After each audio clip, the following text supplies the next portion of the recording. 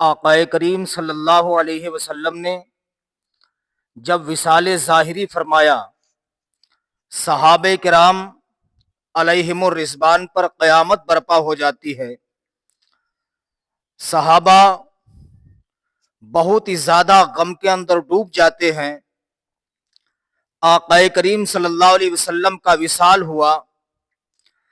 حضرت بلال حبشی رضی اللہ تعالیٰ عنہ غم مصطفیٰ کی تاب نہ لا سکے۔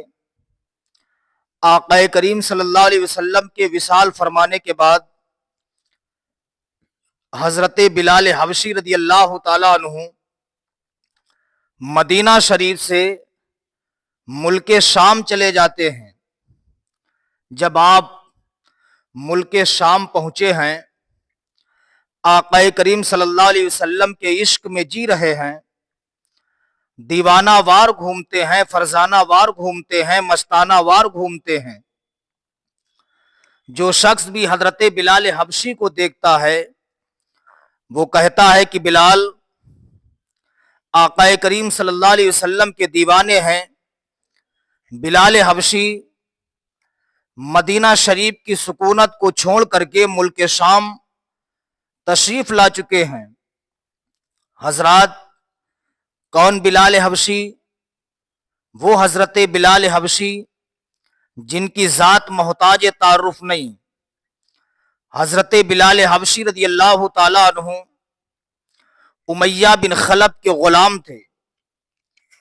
جب امیہ بن خلف کو معلوم چلا کہ بلال حبشی نے کلمہ پڑھ لیا ہے، داخل اسلام ہو گئے ہیں، امیہ بن خلف حضرت بلال حبشی رضی اللہ تعالیٰ عنہ کو اتنا بے دردی کے ساتھ مارتا تھا، اتنا ظلم و ستم کرتا تھا کہ ہاتھ پاؤں باندھ دیا کرتا تھا، بچوں کے حوالے کر دیا جاتا تھا۔ بچے بلال حبشی کے پتھر مارتے تھے۔ بلال حبشی رضی اللہ تعالیٰ عنہ پھر بھی آقا کریم صلی اللہ علیہ وسلم کا کلمہ پڑھنا نہیں چھوڑتے تھے۔ اللہ اکبر۔ ایک مرتبہ امیہ بن خلف نے کہا تھا، بلال تیری جان جانے میں چند سیکنڈ باقی ہیں، تیری جان کی خیر ہے، اب بھی تو محمد کا کلمہ پڑھنا چھوڑ دے۔ حضرت بلال حبشی نے کہا تھا، اے امیہ بن خلف سن لے، اب چاہیں تو میرے جسم کی بوٹی بوٹی کروا دے، میرے جسم کے ٹکڑے ٹکڑے کروا دے، لیکن میں نے محمد کا کلمہ پڑھ لیا ہے۔ دنیا کی کوئی بھی طاقت ہمیں کلمہ پڑھنے سے نہیں روک سکتی ہے۔ سبحان اللہ، یہی بلال حبشی ہیں۔ سرکار کے وصال فرمانے کے بعد ملک شام چلے گئے۔ ایک دن بلال حبشی لیٹے ہوئے تھے، خواب میں آقا مدینہ صلی اللہ علیہ وسلم تشریف فرما ہوئے، ارشاد فرماتے ہیں، بلال ہمارے ہوتے ہوئے تم نے مدینہ شریف چھوڑ دیا ہے۔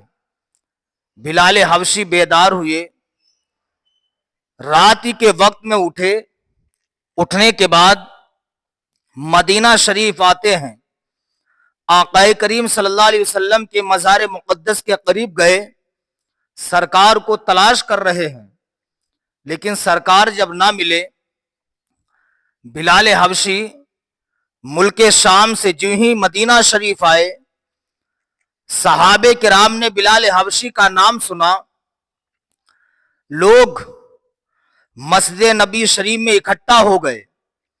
صحابہ کہتے، بلال تم تو آ گئے ہو، لیکن سرکار کے زمانے میں جو اذان پڑھا کرتے تھے وہ پیاری پیاری اذان مجھے سنا دو۔ بلال حبشی نے انکار کر دیا۔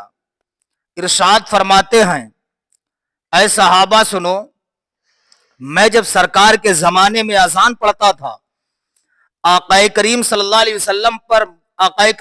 علیہ وسلم منبر پر تشریف فرما ہوتے تھے، جب میں اشہد ان محمد رسول اللہ کہتا تھا، سرکار کی زیارت سے مشرف ہو جاتا تھا، سرکار کا دیدار کر لیا کرتا تھا۔ لیکن اب میرے سرکار پردے میں چھپ گئے ہیں، اب اگر ہم اذان پڑھیں گے سرکار کی مجھے زیارت نہیں ہوگی تو میں برداشت نہیں کر سکتا ہوں۔ صحابہ نے بہت کوششیں کی لیکن بلال حبشی رضی اللہ تعالیٰ عنہ نے انکار کر دیا۔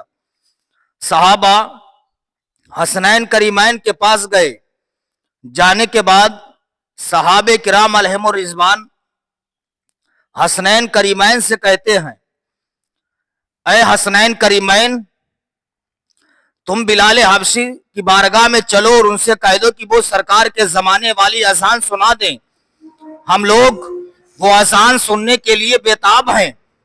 حسنین کریمین آتے ہیں، آنے کے بعد بلال حبشی نے جی ہوئی حسنین کریمین کو دیکھا، بلال حبشی دوڑ کے قریب گئے، حسنین کریمین کو اپنی گود میں اٹھا لیتے ہیں۔ حضرت امام حسن، حضرت امام حسین رضی اللہ تعالی عنہما عرض کرتے ہیں، اے بلال حبشی، جو سرکار کے زمانے میں تم اذان پڑھا کرتے تھے وہ اذان مجھے سنا دو۔ بلال حبشی نے کہا، ہاں بے شک میں سناؤں گا، اگر میں نے تمہاری بات کو نہ مانا، تمہاری بات پر عمل نہ کیا تو مزار میں آرام فرما آقا کریم مجھ سے ناراض ہو جائیں گے۔ حضرت بلال حبشی نے اذان پڑھنا شروع کیا، اللہ اکبر اللہ اکبر اللہ اکبر اللہ اکبر، بھینی بھینی آواز میں اذان پڑھ رہے ہیں، اشہد ان لا الہ الا اللہ، اشہد ان لا الہ الا اللہ، اشہد ان محمد رسول اللہ۔ جب لب پہ آتا ہے، ممبر پر نظر ڈالتے ہیں تو کیا دیکھتے ہیں؟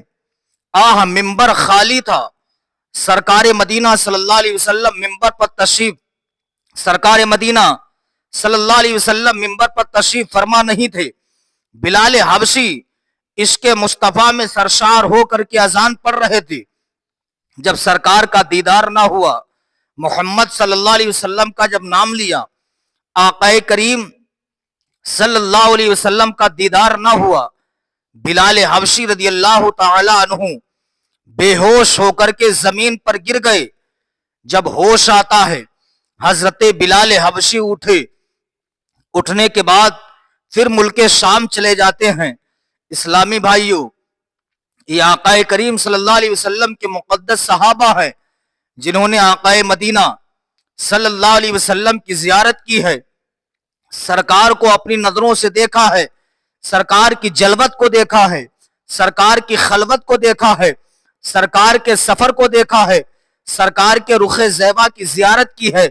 اسلامی بھائیوں، صحابہ کی زندگی سے ہمیں درس حاصل کرنا چاہیے کہ صحابہ کرام علیہم الرضوان نے اپنی زندگی کو کس طریقے سے گزارنا ہے، صحابہ نے اپنی زندگی کو کس طریقے سے گزارا ہے۔